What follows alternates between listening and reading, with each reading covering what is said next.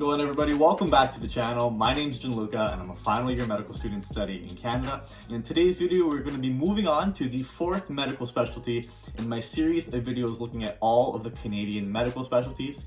By popular demand, we are here today to talk about neurosurgery. Now, like I said in all of my previous videos, from this point moving forward, all of the different specialties that I talk about are going to be done by popular demand. So if there are any that you want me to see and do sooner rather than later, go ahead and leave that in the comment section below. And then other than that, I just want to go ahead and ask everyone, if you can, it would help to go ahead and smash the like button on today's video. And if you are a neurosurgeon that comes across this video, I want these videos to be resources for students moving forward. So if you do want to let us know anything about your specialty that I got right, that I got wrong, just give us a little bit more information. I think it would be a great help for students. So first things first, Neurosurgery 101 and a little bit of backstory. Neurosurgery focuses on the central, peripheral, and autonomic nervous systems. Practitioners diagnose problems through physical examination with the aid of such tools as MRI, CT scans, and laboratory tests, and frequently provides surgical treatment. Neurosurgery includes management of diseases of the skull, the brain, the pituitary, and the spinal cord. Some of the skills that a fully trained neurosurgeon resident will have coming out of residency are involving the care of neurosurgical emergencies, principles of pre- and post-operative general surgical care, treatment of DVT or deep vein thrombosis, management of fluid and electrolyte disturbances, treatment of sepsis, the use of antibiotic therapy, understanding of vascular shock and its treatment, an understanding of the diagnostic importance of distorted blood gas analysis and their treatment, and then finally acute, subacute, and chronic management of parenteral nutritional support. That is quite a lot of things that you're going to be going over in your neurosurgery residency. And speaking of neurosurgery residency, in order to become a neurosurgeon in Canada through the Canadian training method, it's going to require a 6-year additional training period, your residency, directly after medical school. And in that training period, you're going to start off with 2 years of core training in surgery and 3 years of a Royal College approved resident training in neurosurgery after that. After that, you're going to do 1 year of training that includes 3 months of residency in neurology,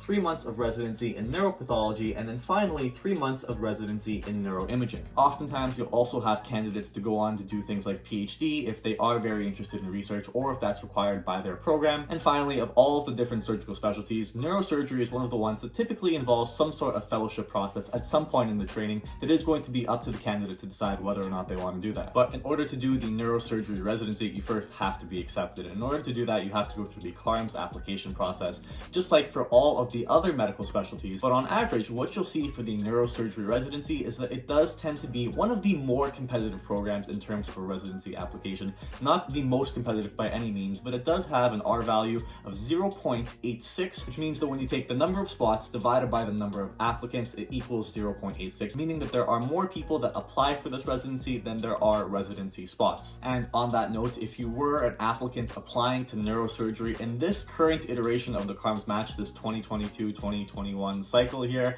what you'll see is that there are 20 spots for neurosurgery residents across the entire country. Those 20 spots are for every single applicant in the entire country that might want to be a neurosurgeon this year. So now we can move on to some neurosurgery fun facts. And what I mean to start off with is that number one, neurosurgeons across all the different medical specialties are one of the rare medical specialties to come across. In the entire country of Canada at the time of this survey, there were only 339 neurosurgeons for the entire country, and some provinces in Canada actually didn't have a single neurosurgeon in the entire province, and some of those were Prince Edward Island as well as some of our territories. When you look at the average, there is less than one neurosurgeon per 100,000 people in a population, which makes sense in some regards because not every single person will require consultation with a neurosurgeon, whereas every single person for the most part will need a family doctor. Fun fact number two has to do with where you will find neurosurgeons for the most part when they are working, and the vast majority of them tend to practice at academic health science centers, which makes sense because it is such a specialized type of surgery that they're doing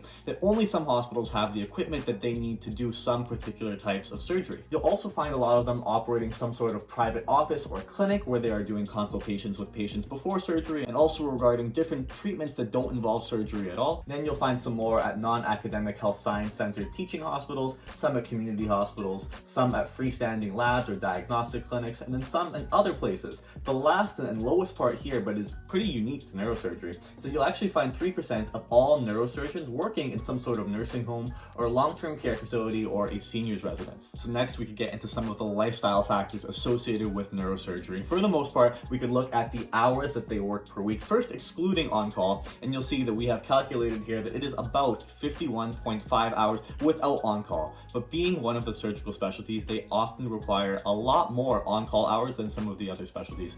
And this is where it gets a little bit more variable, because on average, when you factor in the average amount of time that a neurosurgeon will spend on call, you'll frequently see them go over 60 hours a week. But I myself have met surgeons that have told me that it could be a lot longer than 60 hours a week, up to 70 or 80 hours or more in some cases, depending on where you're working and what type of practice you operate. Now, with these longer working hours, again, up to some of the higher spectrum of hours worked per week as a doctor, and also being a surgical specialty, you're going to see higher pay. And on average, neurosurgery as a specialty across the country will bill around $570,000 per year.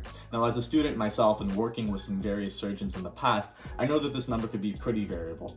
570,000 might be the average. I myself would not be surprised to routinely see surgeons that might be able to bill up to 700, 800, or even more than that per year, depending on how many hours they're working and what type of practice they operate. Keep in mind though that depending on what type of person you are, what type of doctor you want to be, and your comfort level on how many hours you want to work per week, that can sometimes bleed over and affect your work-life balance and a few other things involved in your personal life. And when we get to this metric here, what you'll see is out of everyone that responded to the survey, or everyone that was surveyed in this case, about 42% of all of the neurosurgeons reported being satisfied or very satisfied with their balance of personal and professional commitments, the rest being not satisfied or some degree of not being satisfied. When you look at how they thought about their current professional life though, so not their at-home life, not their work-life balance, but how they felt when they were at work, 63% of all neurosurgeons actually reported feeling very satisfied or satisfied with their job, which in comparison to some of the other specialties is actually very high. Now finally, we have my thoughts on the medical specialty when it comes to me being a medical student. And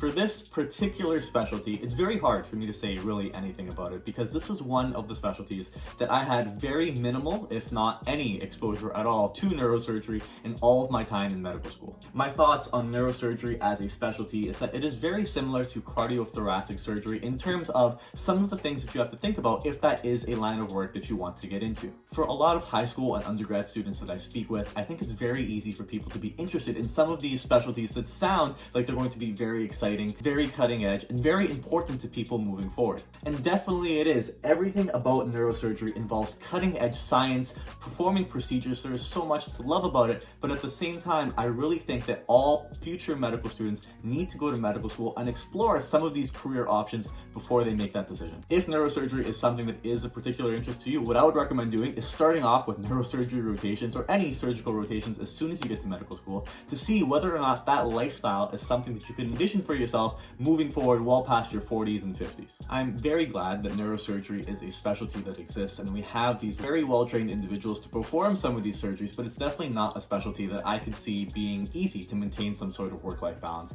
It's not a specialty that I could see myself doing as someone that likes more of a generalized approach, not some of the more subspecialized fields. And for that reason, I think that deciding whether or not neurosurgery is for you is going to depend on you showing up and actually going through some of these rotations and observerships for yourself. But anyways, guys, that's it for neurosurgery today. We went through all of the important things that I was able to dig up on the specialty. If you have any other specific questions about neurosurgery, you want my thoughts on anything else relating to the specialty, or you want to ask some questions in the comments, and hopefully a neurosurgeon comes by and answers them in the future, go ahead and leave that all in the comment section below. We will see you all in the next one. You guys all have a great day and take care.